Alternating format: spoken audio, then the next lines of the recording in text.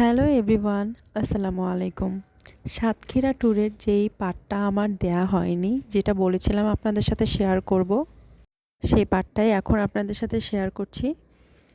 যেহেতু গতকাল রাতে আমাদের যাওয়া হয়নি, আমরা সকালে উঠে ফ্রেশ হয়ে এখানে বেরিয়ে পড়েছি। গতকাল অনেক রোদ ছিল, আর আজকে দেখেন 10টা বাজে, তখনও কোনো রোদের একটুকু ছায়া দেখা যাচ্ছে না। ইভেন কুয়াশা শিশির পড়ছে, এমন অবস্থা। আমাদের রিসোর্টে কমপ্লিমেন্টারি একটা ব্রেকফাস্ট ছিল, যেটা বুফেতে ছিল।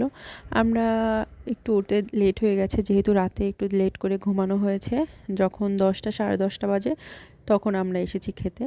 আর আসার পরে আসিয়া রাতে অনেক বেশি টায়ার্ড ছিল। রাতে অল্প একটু ভাত খেয়ে ঘুমিয়ে পড়েছে, আর সকালবেলা উঠে আমি ওকে পরোটাটা দেইনি, আমি ওর জন্য রুটি নিয়েছিলাম আর আমার জন্য পরোটা নিয়েছিলাম। সেটা খেয়ে তারপরে একটু এখানে আরশিয়াকে একটু ঘুরিয়েছি। ঘোরার পরে তারপরে আমরা এখান থেকে অন্য একটা জায়গায় যাব, যেটা নামটা আমি এখনও বলতে পারছি না। এত পরিমাণে শীত ছিল আর এত ঠান্ডা লাগতেছিল, সেটা ধারণার বাইরে। গতকালকেও এত পরিমাণে রোদ ছিল যে শীতকাল চলে সেটাও গায়ে লাগছিল না, কিন্তু আজকে অনেক বেশি শীত ছিল।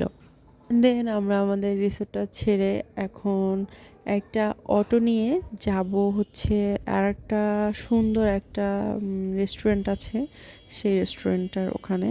এটা এখানকার খুব নামকরা লেক ভিউ রেস্টুরেন্ট। এক্স্যাক্টলি আমি বলতে পারছি না যে প্লেসটা কোথায়, কিন্তু জায়গাটা অনেক বেশি সুন্দর, থিমটাও অনেক সুন্দর ছিল। আর সেখানে আমরা অনেকক্ষণ ঘোরাঘুরি করেছিলাম, একটু খেয়ে দিয়ে।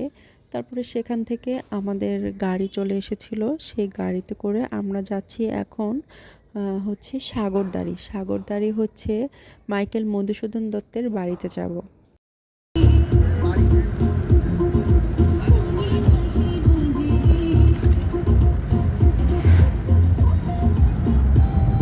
অ্যান্ড যেতে যেতে ওখানে অনেক দেরি হয়ে যাবে, আর আমাদের দুপুরের খাবার টাইমটা ওভার হয়ে যাচ্ছে।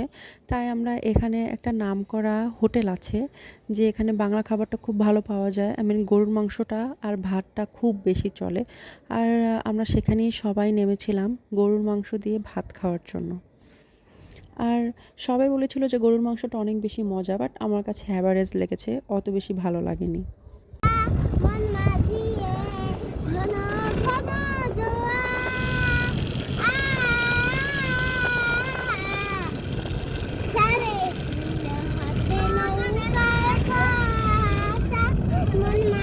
আর গাড়ির ভিতরে গান চলুক আর না চলুক, আমার মেয়ের মুখ কোনোভাবেই নিস্তার থাকে না। আর গাড়িতে কেউ বোরও হতে পারে না, ওর গান শুনতে শুনতে সবাই আমরা মাইকেল মধুসূদন দত্তর বাড়িতে চলে এসেছি। হিউজ বড় একটা এরিয়া নিয়ে এখানে তার বাড়ি ছিল, আর এখানে এখন মিউজিয়াম হিসাবে আছে। বিভিন্ন জায়গা থেকে, বিভিন্ন দেশ থেকে মানুষ আসে এই জায়গাটাকে এক্সপ্লোর করার জন্য।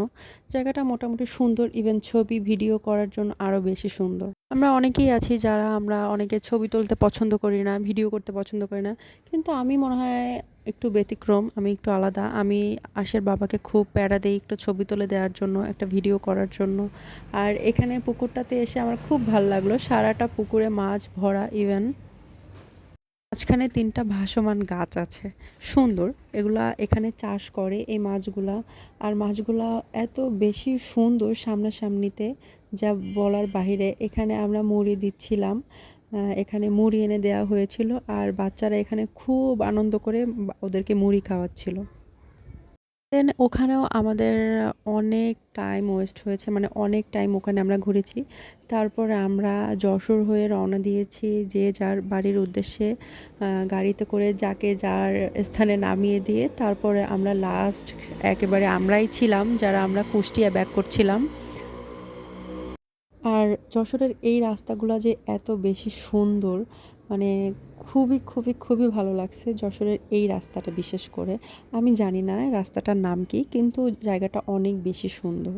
আর এই তো আপনাদের সাথে আমি যেখানে যাই, ডেইলি ব্লগ শেয়ার করতে না পারলেও কিছু একটা আপনাদের সাথে শেয়ার করি, যেটা আমি ছোট ছোট করে ক্যাপচার করে রাখি, একটু ছবি তুলে রাখি, একটু ভিডিও করে রাখি। এই তো আপনাদের সাথে শেয়ার করতে আমার ভালো লাগে, আর আমার পেজটাতেও শেয়ার করতে ভালো লাগে, যেহেতু আমি ছবিগুলো ডিলিট করে দেই বা ভিডিওগুলো ডিলিট করে দিই, এটা একটা ভিডিও আকারে থেকে যায় আমার পেজে, আর এটা আমার খুব বেশি ভালো লাগে। সো সবাই আমাদের জন্য দোয়া করবেন, সবাই যেন ভালো থাকে, আমিও দোয়া করি। আর সবাই ভালো থাকবেন। আল্লাহ হাফেজ।